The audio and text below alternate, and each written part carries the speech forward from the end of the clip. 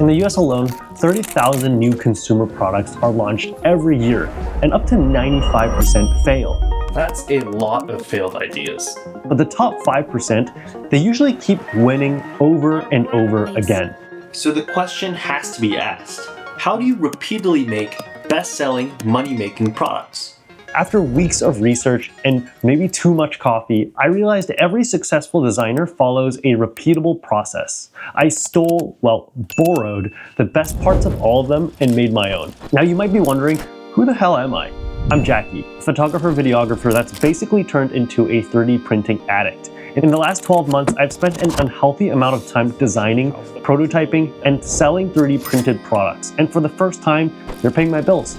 Today, I'll show you the exact 5-step process that I use to create best-selling products, plus one secret step that turned my worst idea into a top seller. But before we start designing, we need that first spark. And if you think you don't have any good ideas, trust me, you do. So let's grab some coffee and let's go. Oh, that's bad.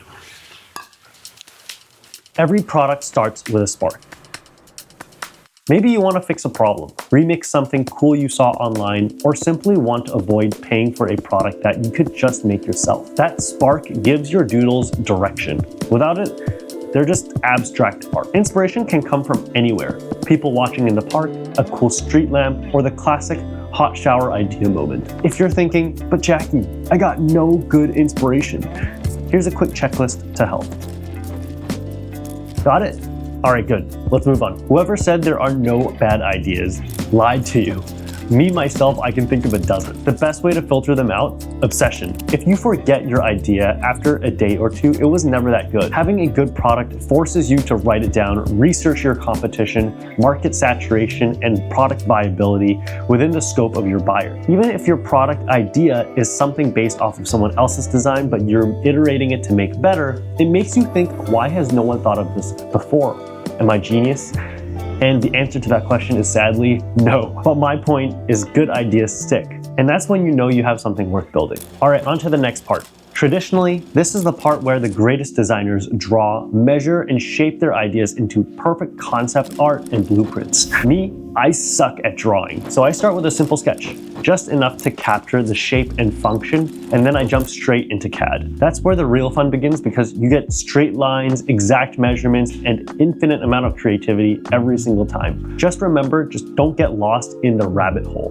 While your options and imagination is endless in CAD, it's also easy to get lost or wander off to some other design that you weren't even trying to create. So stick to your plan and make sure you follow through. If you want to be lazy with it, you can also ask AI programs to create your design entirely for you, but what is the fun to leave everything up to AI?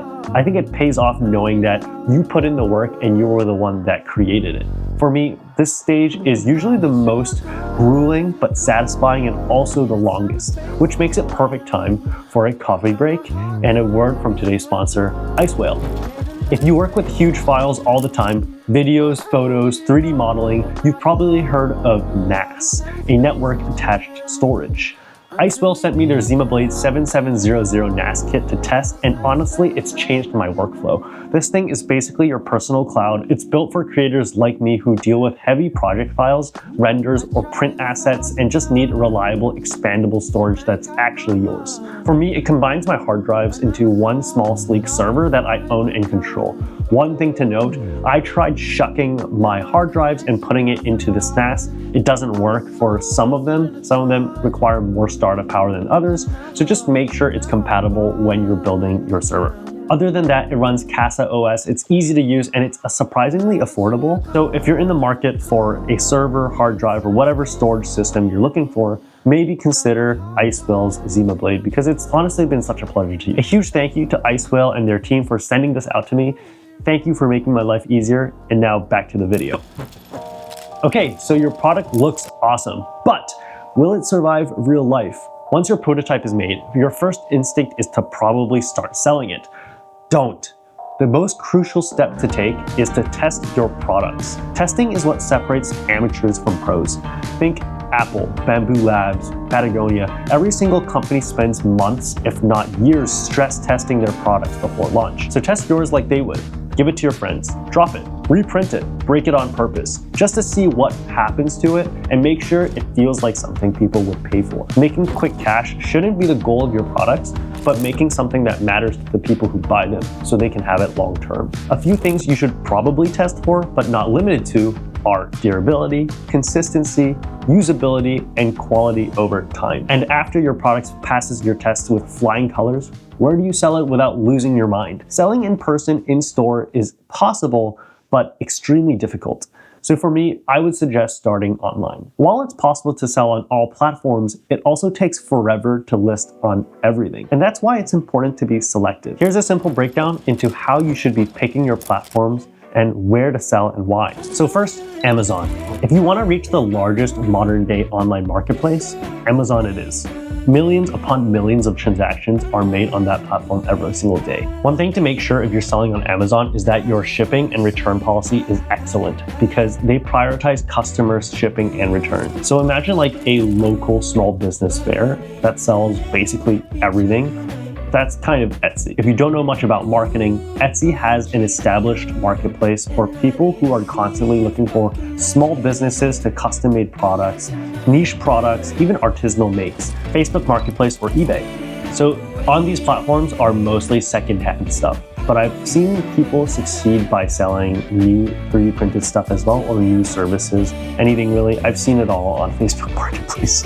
And fourth is making your own website. This is usually the hardest one because it's the hardest to start since no one will know you exist. So getting to the point where people are coming to your site, they're buying your stuff, they trust you. It takes a lot of time, effort, and marketing, and your primary objective if you're going this route is to build trust. My end suggestion would be to just pick one and learn it well and expand on different venues later or different marketplaces later, just so you can get used to one platform. Now you have your product, it's listed properly. This is the last secret step that no one ever talks about. You ready? You have to chill. I'm serious. Okay, so you can't do nothing, but don't panic. A lot of people at this point panic when after a day or two they're not getting sales, but it takes time for people to notice your product. On average, a buyer needs to see something 7 times before purchasing. So if your product doesn't succeed from the start, give it some time to cook before stirring the pot and changing something up. Speaking from personal experience, one of my products sat for 3 months at 0 sales before it suddenly just exploded. Now it's one of my best-selling products. Sometimes your products just need time and a little bit of faith that someone will eventually want something that you've made. So relax and make another design maybe, even touch some grass, I don't know. But if you follow these exact steps, you will get better at product design and maybe even fund your life or bills with it. When I started off, I just wanted to make something cool that I thought I would use and maybe other people would like it too. It's now more than paid for itself and the 3D printing hobby that I have done or am currently doing. And literally, if I can do that from a 3D printer, so can you. So a huge shout out and thank you to Icewhale for partnering with me on this video once again. If you found this video useful or helpful, give it a thumbs up, comment your next product idea down below, and share with a friend who this might help. If you're still here, thank you so much for watching till the end. You're an elite, and I hope you have a wonderful day. I'll see you in the next one. Bye.